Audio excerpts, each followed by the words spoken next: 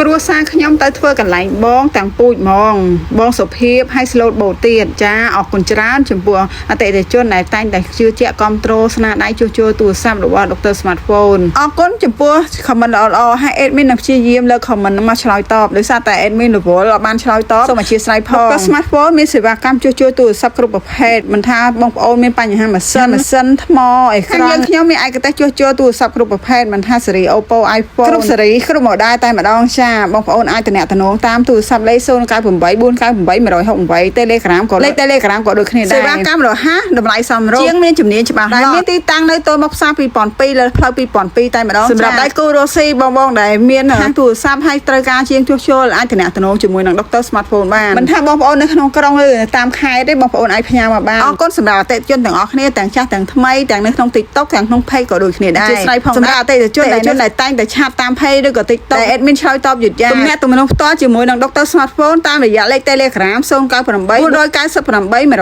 168អងទៀត098 498 និង168និងលេខមួយខ្សែទៀត089 945